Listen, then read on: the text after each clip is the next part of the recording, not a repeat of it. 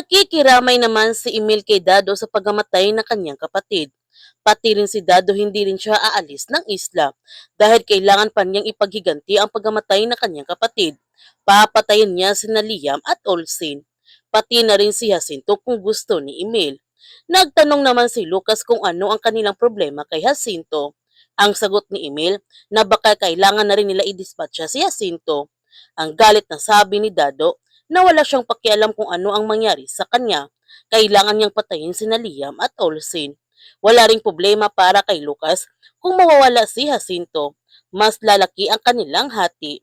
Nagtanong naman si Dado kay Lucas kung nasaan na nga ba si Jacinto, di ba kasama niya ito? Ang sagot ni Lucas na siya nga rin hindi niya alam kung nasaan si Jacinto at may sasabihin daw ito kay Emil.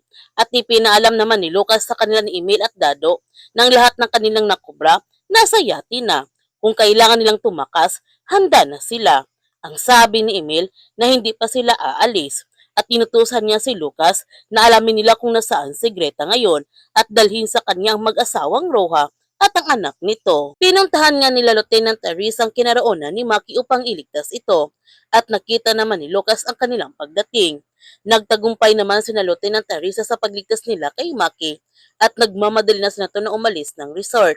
Ngunit inabangan naman sila ni Lucas sa daan kaya nagkaroon ito ng putukan.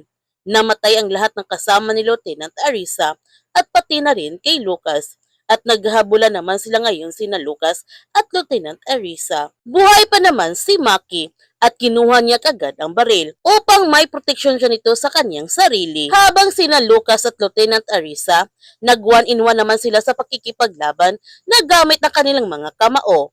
Sinabi na nga ni Lucas kay Lieutenant Arisa na pinatay niya si Major Domingo na parang isang hayop. Ipaghihiganti naman ni Lieutenant Arisa ang pagkamatay ni Domingo at papatay na sana niya si Lucas. Pero biglang dumating si Emil at binaril siya nito sa likod. Ngunit nung tiningnan nila Emil at Lucas ang pinagbagsakan ni Lieutenant Arisa, wala na doon ang kanyang katawan. Nakatakbo palag agad si Lieutenant Arisa. Samantala, nakarating na nga sina Olsin sa daungan. Ngunit bigla na lamang dumating ang mga tauhan ni Emil, kaya nagkaroon nga ito ng matinding putukan. Dahil sa putukan, nasira ang mga speedboat ng mga pulis at namatay pa nga ang lahat ng kasamang pulis nila Olsin at namatay nga si Bogs.